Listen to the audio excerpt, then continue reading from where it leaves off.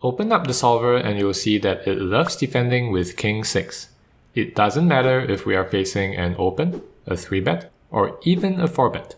We consistently see the solver favor King 6 over the stronger King 7 and King 8. But what exactly is so special about the hand? One possible explanation is that King 6 has the ability to cooler ace-X when the board comes deuce 3, 4, 5. The aggressor's range is naturally weighted towards ace-X, so there's no lack of hands to pay us off when we hit the upper end of the straight. For example, imagine if we call a 3-bet in position, and the flop comes deuce 3, 4. Here, small blind will typically play most of their ace-X as a check call. If the turn is a 5, small blind starts to donk bet very aggressively, which makes sense given that 2/3 of their range has just improved to a straight. This gives a hand like King 6 excellent implied odds. If we wanted to, we could just raise the turn and stack all of small blind's ace-X on the spot. The same can't be said for a hand like King 7.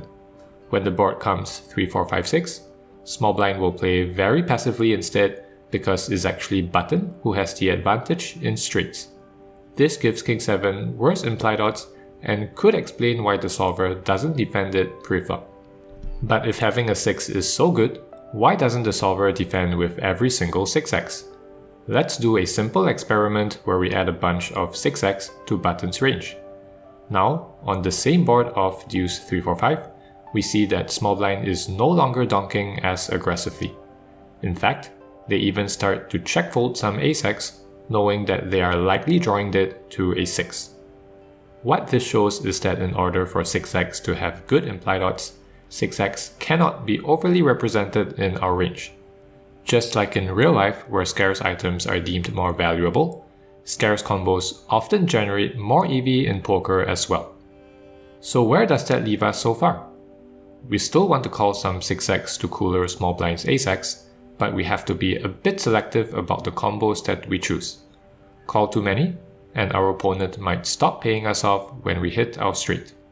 In terms of which combos to call, 5-6 and 6-7 are both great candidates because of their extra connectivity. Combos with a high card are also good. King 6, for example, makes a much better call than Jack 6 because the times we hit our pair, it's far more likely to be the best hand. But if high card value is so important, why is the solver folding the highest 6x of all? The most obvious answer is that a6 blocks some of the ace-X that it wants to cooler. This reduces our implied odds when the board comes deuce 3, 4, 5 and does affect the EV of our call somewhat. But I think there is a more important reason, one that has to do with the concept of scarcity. If you look at the rest of our calling range, we have way more ace-X compared to King X. This reduces our implied odds the times we hit our ace. Small blind isn't as likely to pay us off with hands like queens or jacks because of the increased likelihood of us holding top pair.